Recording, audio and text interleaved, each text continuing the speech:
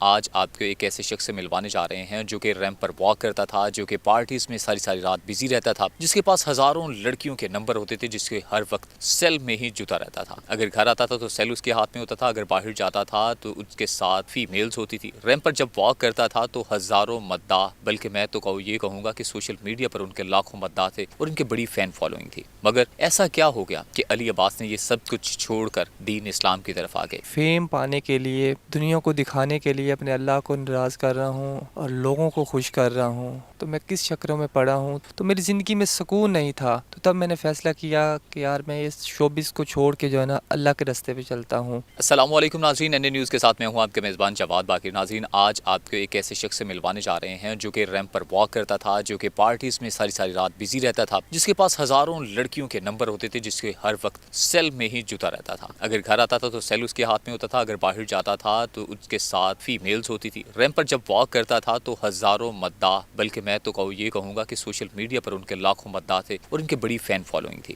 مگر ایسا کیا ہو گیا کہ علی عباس نے یہ سب کچھ چھوڑ کر دین اسلام کی طرف آ گئے؟ اپنی تمام کی تمام تر زندگی دین اسلام کے جو اصول بنائے گئے ہیں، جو شریعت کہتی ہے، اس کے مطابق انہوں نے زندگی گزارنا شروع کر دی۔ آخرکار کون سا ایسا انسیڈنٹ تھا جس نے علی عباس کی تمام زندگی پلٹ کر رکھ دی؟ وہ رنگینی، وہ گلیمرس سے نکل کر وہ پراپر طور پر مذہبی طریقے سے زندگی گزارنے لگے ہیں۔ آئیے آج آپ کو علی عباس سے ملواتے ہیں۔ 2019 میں میری سسٹر کی شادی ہوئی تھی اور 2019 میں اس کا ایکسیڈنٹ ہوا، اور ہاسپٹل میں جب گئے تو انہوں نے بتایا کہ صرف اس کے آپ دعا کر سکتے ہیں، دعا سے بچ سکتی ہے، اس کے علاوہ اس کے لیے آپ کچھ بھی نہیں، آپ جتنا مرضی پیسہ لگا لیں تو یہ نہیں بچ سکتی۔ تو میں نے تب سوچا کہ ہم پیسے کے پیچھے بھاگ رہے ہیں، تو پیسہ تو ہمارا کام نہیں آتا، تو اگر پیسہ اتنا ہی ضروری ہوتا تو کسی کی جان بچ جاتی، تو پیسہ تو ہمارے لیے ضروری ہے نہیں، تو اس لیے اس سے اچھا ہے کہ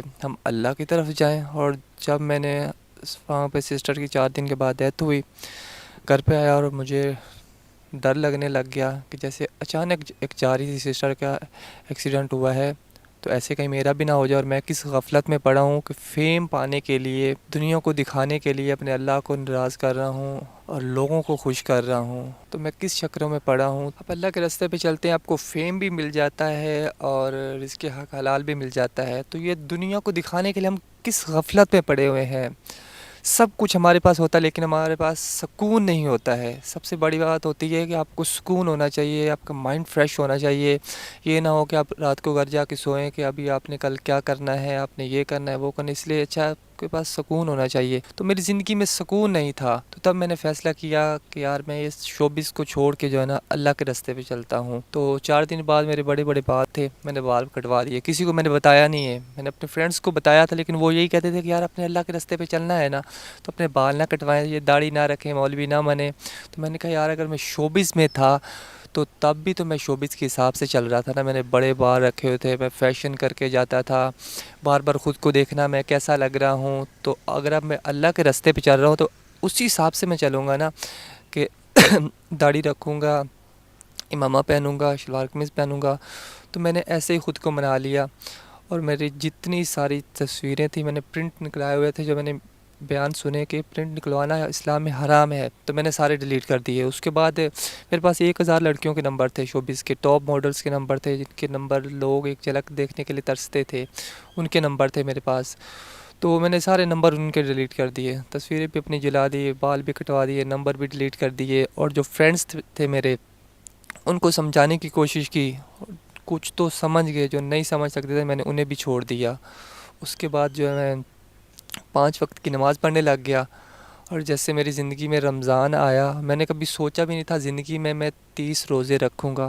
ہمارے 2019 میں رمضان میں 29 روزے تھے، میں نے 29 روزے رکھے۔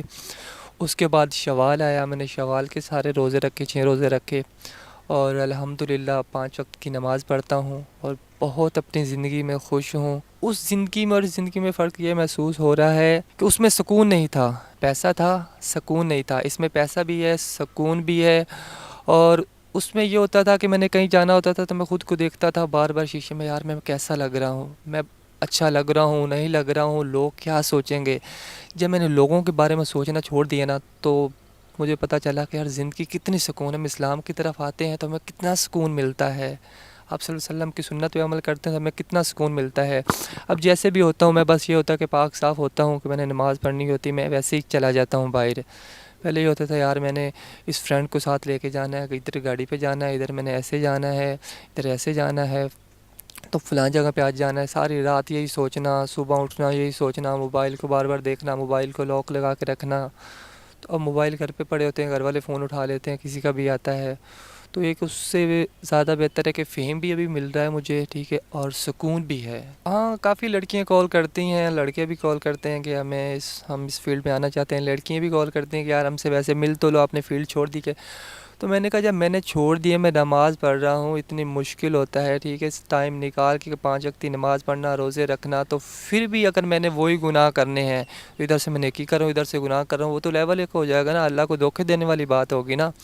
ہم آج کل دیکھیں نا، کسی انسان کو دھوکہ دیتے ہیں تو ہمیں وہ کیسا سمجھتا ہے، ہم اللہ کو بار بار دھوکہ دیں گے. اتنی ساری زندگی غفلت میں گزر گئی ہے، اگر ابھی بھی میں وہی کام کرتا رہوں گا تو میری عبادت کو کوئی فائدہ نہیں نہ ہوگا، میری توبہ کا. تو اس لیے لڑکیوں کو بھی انہیں بھی سمجھاتا ہوں کہ میری بہن اب آپ یہ کام چھوڑ دیں، میں نے یہ کام چھوڑ دیا ہے. تو اب تو مجھ سے کوئی نام بھی پوچھتا نا کسی لڑکی کا، یار وہ فلاں لڑکی کا کیا نام تھا، میں نام تک نہیں بتاتا ہوں انہیں، کیونکہ بھائی اس کی شوبز کے علاوہ کوئی بات کرنی ہے آپ نے تو وہ میں آپ سے بات کروں گا. تو شوبز کے حوالے سے مجھ سے کوئی بات نہ کریں، کسی سے بات نہیں کرتا. فرینڈ بھی کہتے ہیں، حالانکہ میں چاہتا تو میں بیک گراؤنڈ پہ بھی رہ کے جو ہے نا، بیک سٹیج پیسے کما سکتا تھا، کیونکہ میں ایز اے کوآرڈینیٹر بھی کام کر رہا تھا، کہ اچھے پیسے کما سکتا تھا، کسی کو پتہ بھی نہیں چلنا تھا، بس ایک فون کال پہ پیسے کما سکتا تھا. لیکن میں نے نہیں ایسا کیا، کیونکہ میں لوگوں کے سامنے چھپ سکتا ہوں نا، اللہ کے سامنے تو نہیں نا چھپ سکتا. اب میں لینڈسکیپ کا کام کر رہا ہوں، میرا فیس بک پیج اور یوٹیوب کا ایک چینل ہے یونیورسل لینڈسکیپنگ پاکستان. اس کے ذریعے ہم آن لائن کام کرتے ہیں، لینڈسکیپ کا کام کرتے ہیں. اس کے علاوہ ہماری نرسری بھی ہے. تو سٹارٹ جب میں نے شوبز کیا تھا تب بھی یہی کر رہا تھا. اسی طرف سے لوگوں نے مجھے کہا تھا کہ یار آپ کی اچھی لک ہے، گڈ لک ہے، آپ شوبز میں جائیں. تو چھوڑ کے اب میں یہ کہ اپنے حق حلال کی روزی کما رہا ہوں، کیونکہ حق حلال سب سے بڑی بات ہوتی ہے. آپ حق حلال کما کے گھر والوں کو کھلائیں گے، اپنے بچوں کو کھلائیں گے تو وہ آپ کے فرما بردار ہوں گے. جب آپ حرام کما کے کھلائیں گے تو بچے بھی نافرمان ہی ہوں گے. اسی لیے میں نے یہ فیصلہ کیا کہ میں ابھی اپنی یہی کام کروں گا، اور الحمدللہ میں بہت خوش ہوں، پہلے سے زیادہ میں خوش ہوں. نہیں، مجھے سپورٹ سب کرتے تھے، کیونکہ آپ کو پتہ آج کل معاشرہ ہمارا کیسا چل رہا ہے. میں اپنے فرینڈ ایک کو بلاتا تھا، وہ 10 آ جاتے تھے، کیونکہ لوگ آج کل برائی کی طرف جا رہے ہیں، اسلام کی طرف نہیں آ رہے ہیں. تو اس لیے مجھے سب سپورٹ کرتے تھے. لیکن جب سے میں نے شوبز چھوڑا اس کے بعد، پہلے تو لوگ ہوتے تھے نا کہ شوبز کے لوگ ہی میری رسپیکٹ کرتے تھے، کچھ لوگ عجیب طریقے سے دیکھتے تھے.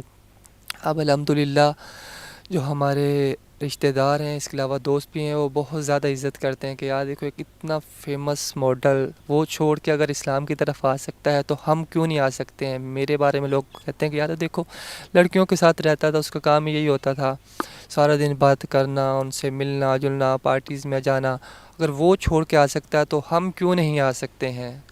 ہمارے گھر والے بھی یہی کہتے ہیں سب کو، یار دیکھو وہ آپ کا بھائی ایسا بن گیا، تو آپ لوگ دوسروں کو بھی سمجھاتے ہیں، کیوں نہیں مانتے ہیں.